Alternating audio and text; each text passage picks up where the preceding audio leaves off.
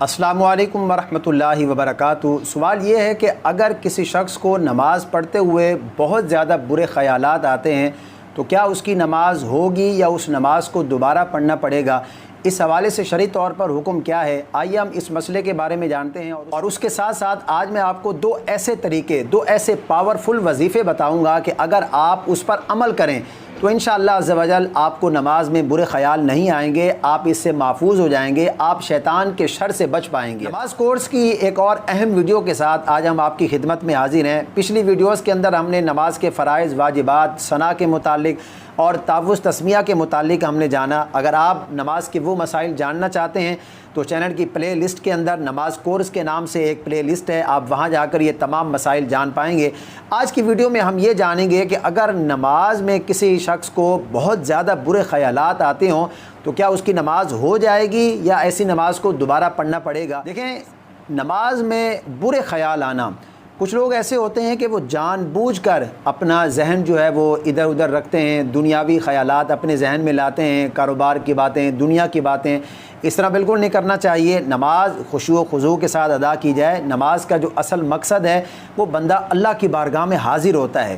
तो जब बंदा अल्लाह के दरबार में, अल्लाह की बारगाह में हाज़िर है तो अब इधर उधर उसको ध्यान जो है वो नहीं लेकर जाना चाहिए, बल्कि खुशू खुजू के साथ, पूरी तवज्जो के साथ इंसान जो है वो नमाज अदा करे, अल्लाह की इबादत करे। अगर किसी शख्स को तवज्जो के बावजूद, एहतियात के बावजूद भी अगर नमाज में बुरे ख़याल आते हैं तो उससे बचने का एक तरीका तो ये है कि जब आप नमाज को शुरू कर रहे हों तो नमाज को शुरू करने से पहले आप बाएं कंधे की तरफ अपना मुंह करके 3 मरतबा आऊज़ु बिल्लाहि मिनश शैतानिर रजीम ये पढ़कर थूकें आप बाएं कंधे की तरफ।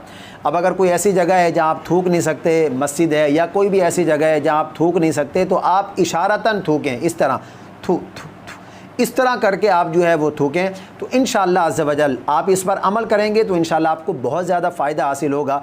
हदीस मुबारक का मफ़हूम है कि ये जो थूक है ये शैतान के मुँह पर पड़ती है और वो दूर भाग जाता है।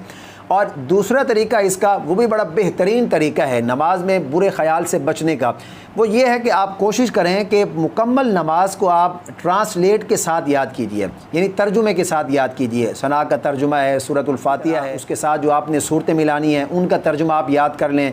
तशहुद हो गया, दुरूद पाक, दुआ हो गई, तो नमाज को आप तर्जुमे के साथ याद कीजिए। उसका क्या फ़ायदा होगा कि जब आप नमाज के अंदर अपनी ज़ुबान से सूरतुल फातिहा पढ़ रहे होंगे तो उसका तर्जुमा आपके जहन में चल रहा होगा, तो बुरे ख़यालात से आप बच जाएंगे, शैतान के शर से आप बच जाएंगे। जब आप तशहुद पढ़ रहे होंगे, ज़ुबान से आप तशहुद पढ़ रहे हैं और आपके दिमाग में उसका तर्जुमा चल रहा है, तो कोशिश कीजिए कि आप मुकम्मल नमाज तर्जुमे के साथ याद कीजिए।